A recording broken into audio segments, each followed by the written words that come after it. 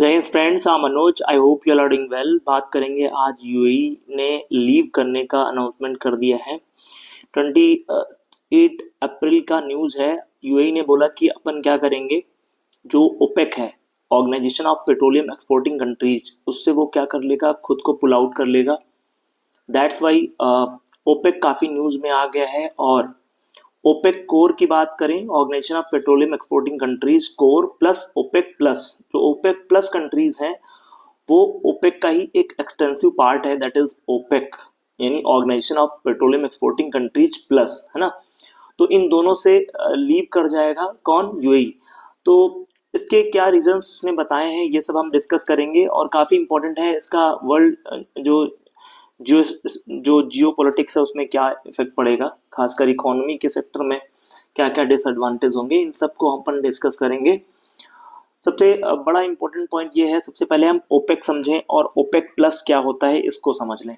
तो firstly we should go, हम जाएंगे सबसे पहले ओपेक प्लस और ओपेक को देखेंगे क्या होता है ओपेक प्लस और ओपेक कंट्रीज। तो अगर हम बात करें ओपेक की, तो आप जानते हो OPEC an organization petroleum exporting countries होते हैं। It is an permanent intergovernmental body है। It was established in 1960। 5 founding member थे इसके, and it was established in Baghdad, and Baghdad is the capital of Iraq. वहाँ पे ये 5 members ने मिल करके इसका जो है स्टेबलाइजेशन किया था, या आप यू कैन से दैट इसको फॉर्म किया था। तो अगर हम बात यूएई की करें, तो आप देख रहे हैं इसके जो फाउंडिंग मेंबर्स हैं वो कौन कौन से हैं, उनको आप देख लीजिए। अगर फाउंडिंग मेंबर्स की बात करें बेटा, तो यहाँ पर आप देख पा रहे हैं सबसे पहले जो बेसिकली आपका ईरान है और इराक है। Iran, Iraq, Saudi Arabia, Kuwait और वेनेजुएला, इन 5 कंट्रीज ने मिल करके इसको क्या किया था, फाउंड किया था। तो 5 इसके फाउंडिंग मेंबर्स हो गए, और बाद में अन्य मेंबर्स आकर के जुड़ गए। एंड जब ये वीडियो बना रहे हैं, यानी 29, आज हमारा है 30 अप्रैल 2026 को, अभी अगर हम बात करें तो टोटल इसके मेंबर है 12, ठीक है। और 5 फाउंडिंग मेंबर्स हैं, और अनदर जो मेंबर्स हैं उनमें आप देख पा रहे हैं यहाँ पे अल्जीरिया है, एंगोला है, कांगो है, इक्वेटोरियल गिनी है, गैबॉन है, Iran, Iraq, Kuwait and Libya and Nigeria and Saudi Arab and United Arab अमीरात एंड आल्सो वेनेजुएला। तो ये 12 मेंबर्स हैं, 12 मेंबर्स आर देयर, ठीक है। तो 12 मेंबर्स हैं यहाँ पे, आप देख लीजिएगा 12 मेंबर्स हैं, ये बात आपको याद रखनी है। 5 फाउंडिंग मेंबर्स हैं जिनको आपको याद रखना है। फाउंडिंग मेंबर कौन कौन से हैं, एक तो आपका का हो गया ईरान, ठीक है, और एक हो गया इराक, है ना। ईरान, इराक, कुवैत हो गया, ठीक है, और फिर सऊदी अरेबिया, एंड आपका यहाँ पे वेनेजुएला को देख सकते हैं। तो 5 फाउंडिंग मेंबर हैं, बाकी जो आपके हैं बाद में जुड़े हैं। यूएई बेसिकली कब जुड़ा था, तो याद रखिएगा यूएई जो जुड़ा है वो 1967 में आपका एड ऑन हुआ है। किससे, ये देख रहे हैं आप, यूएई एड ऑन हुआ है किससे, आपका ओपेक से। तो ओपेक बेसिकली था क्या, ओपेक एक ऐसी ऑर्गेनाइजेशन थी, पहले क्या था कि 7 सिस्टर्स नाम की कंपनियां थी, यानी 7 कंपनियां थी जो यूरोप की, और वो अपनी टेक्नोलॉजी से इन सब देशों में आकर के जो है पेट्रोल को एक्सकैवेट करती थी, निकालती थी और उसको बेचती थी। तो फिर यहाँ के देशों ने क्या किया, धीरे धीरे यहाँ के देश मजबूत हुए और उन्होंने इन सभी कंपनियों का राष्ट्रीयकरण कर दिया, इवन इन कंपनीज को खरीद लिया, और फाइनली क्या कर दिया, अपना जो है एक नया ऑर्गेनाइजेशन बनाया, दैट इज ओपेक। यानी ये लोग आप डील करेंगे कि कितना क्या प्राइस रहने वाला है तेल का, ऑयल का, और पेट्रोलियम जो है उसका क्या जो है, इनको जो आप कह सकते हैं कितना पैसा ये मतलब फिट करेंगे, उतना ही पैसा आपका, उतने में ही आपका जाकर के तेल एंड पेट्रोलियम का बिक्री होगा। तो यानी ये डील करते हैं पेट्रोलियम के रेट को, है ना, पेट्रोलियम के जो है एक्सपोर्ट और इंपोर्ट को। तो फाउंडिंग अगर देखिए यहाँ पे फाउंडेड इन 1960, बगदाद में फाउंड हुआ, है ना। और OPEC originally established in 5 founding members, and OPEC agenda was coordinate petroleum, है ना। और ये आप देख रहे हैं member of that receive the returns of the products, okay.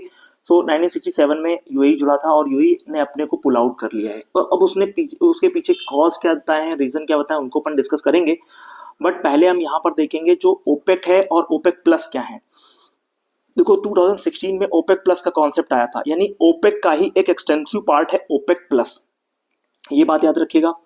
तो यहाँ पर अगर हम देखें तो यहाँ पे आप देख रहे हैं 10 अनदर मेंबर्स हैं जो कि नॉन मेंबर्स हैं, है ना। नॉन मेंबर्स में आपका देखिए रशिया डील करता है, और सबसे टॉप पर है रशिया जो कि क्रूड ऑयल एंड प्रोडक्शन को मिलियन ऑफ बैरल्स में पर डे ये भी जो है क्या करता है, निकालता है। तो यहाँ पर रशिया डील करता है। इन जो नॉन परमानेंट मेंबर हैं उनमें आप देख पा रहे हैं मैक्सिको है, कजाकिस्तान है, ओमान है, अजरबैजान है, मलेशिया है, बहरीन है, ब्रुनेई है, साउथ सूडान है एंड सूडान है।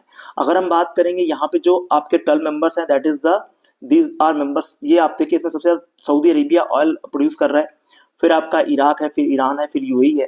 ठीक, तो यूएई कह रहा है कि भाई हमें बहुत कम पेट्रोल एक्सकैवेशन करने को मिल रहा है और हम ज्यादा निकालना चाहते हैं। और दूसरा ये था कि वहां पे जो अभी जियो पॉलिटिक्स में जो चल रहा है, किस तरीके से यूएई के ऊपर अटैक किए गए, तो इन सब का कॉज वो दे रहा है और वो कह रहा है कि हम अब इस संगठन से बाहर निकल जाएंगे। अब बात आती है our response US booming shale, जो आपकी बूमिंग सेल गैस का प्रोडक्शन करता है यूएसए, और ओपेक प्लस प्रोड्यूस करते हैं रफली 40% of the world crude oil, account 60% of internationally traded आपका petroleum according to the energy information administration. So headquarter इसका कहाँ है संगठन का, यानी जो ओपेक प्लस या ओपेक का जो हेडक्वार्टर है that is located in Austria, and Austria की कैपिटल है वियना। वियना में ये आपका लोकेट करता है इसका हेडक्वार्टर। तो ये बात याद रखिएगा। तो ओपेक और ओपेक प्लस में आपको डिफरेंस आई होप आपको क्रिएट हो गया होगा, आप समझ पा रहे होंगे इनमें क्या आपका डिफरेंस है। अब बात आती है सबसे पहले एक ओपेक के बारे में कुछ और पॉइंट समझने की, वो आप समझ लीजिएगा। हिस्टोरिकली अगर हम देखें तो दो इसमें मेंबर आते जाते हैं, यानी डिलीट और एड ऑन होते रहते हैं। 2024 में आप देखेंगे अंगोला इससे बाहर हो गया था, ठीक, लेफ्ट कर गया था, और इक्वाडोर ने अपनी मेंबरशिप जो है यहाँ पे छोड़ दी थी, है ना।